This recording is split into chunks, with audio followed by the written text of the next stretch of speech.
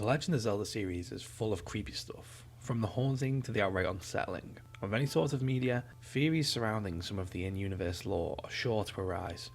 But there's one theory around the Legend of Zelda that I particularly want to focus on in today's video, and that theory surrounds the Happy Mask salesman that we meet in Ocarina of Time and mostly in Majora's Mask. But firstly, we have to figure out who exactly he is. I went online and I found this description of the man from NintendoWorldReport.com. He runs the Happy Mask shop in Hyrule Town Market, selling and trading masks that Link can collect and advertise throughout Hyrule. If Link sells a mask and turns up a short change to pay him back, his face twists into a demonic form, completely with glowing red eyes, before he angrily kicks Link out of the store. He plays a central role in Majora's Mask. The titular facial decoration was an ancient tribal mask used in hexing rituals. The Happy Mask salesman had just accumulated the treasure when a lonesome and mischievous skull kid swiped the relic as he slept, putting it on and unleashing a demonic force within. He helps Link come to terms with a series of cursed masks in his possession, which allows him to take the form of a Deku, a Goron, and a Zora, the three major non-human races within Hyrule. He poses as a charming and eccentric man who loves mask collecting, but underneath lies a cold, somewhat manipulative and even demonic man, whose path is ridden with destruction. Now, I know he's creepy, right? Well, he was supposed to be when they designed the mask salesman and his character for the role in Majora's Mask.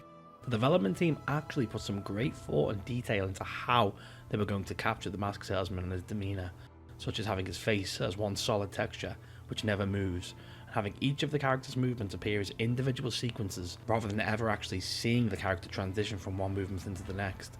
So clearly, Nintendo had some dark undertones in mind when they were making this character, but that leads us on to this theory. What if this man isn't exactly a man?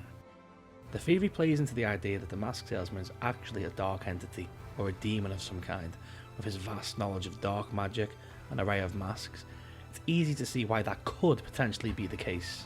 What we do know about the mask salesman is that he travels a lot in search of masks all over different lands. We see him in Hyrule within the mask shop, but also we see him in Termina, where he teaches us the Song of Healing, a song which heals pain spirits. Where did he learn this song? Where could he potentially find out how to use this song? And obviously, throughout the game, whenever Link plays a song around dying or already dead characters, we see their essence, their spirit, become a mask for Link to use freely. Equipping these masks gives Link the shape and the power of whatever the mask represents, but the mask salesman has a literal backpack full of these masks. Could he be some sort of Grim Reaper-like figure, appearing in people's last moments to acquire their traits, their abilities, their power, their face, in the form of masks?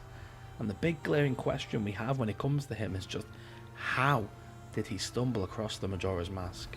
A mask of unbelievable power and potential. Surely he didn't just find this mask lying around somewhere, or perhaps the mask found him.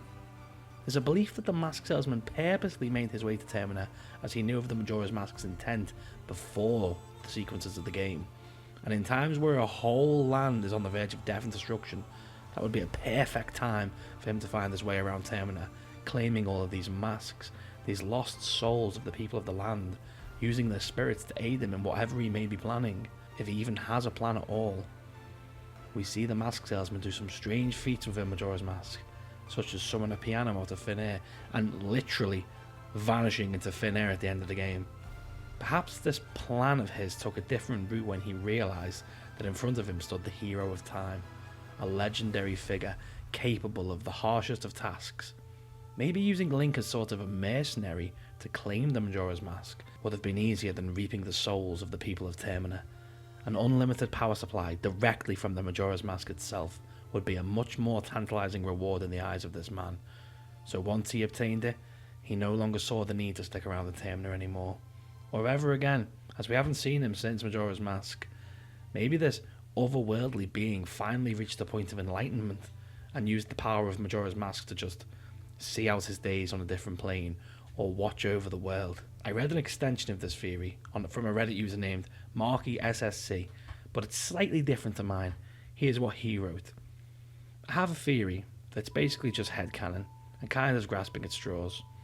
I think that there are certain beings in the universe that act as guardians, like the Deku Tree, and Lord Jabu Jabu.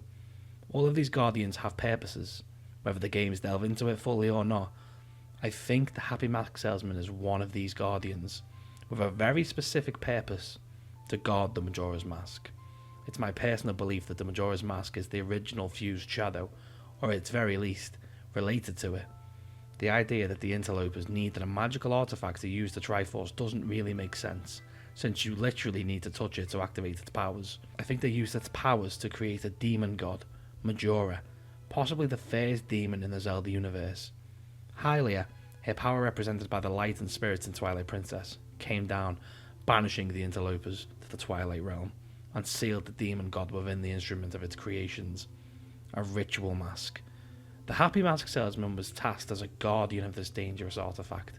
So, the Happy Mask Salesman is simply being like the Deku Tree or Lord Jabu Jabu to secret away a cursed mask that contains the remnants of a demon god. Whereas the Deku Tree and Jabu Jabu have domains that potentially reflect their relatively loftier purposes, Kakiri Forest, Lost Woods, Zora Domain, etc., etc., the Happy Mask Salesman purpose is a lot more specific.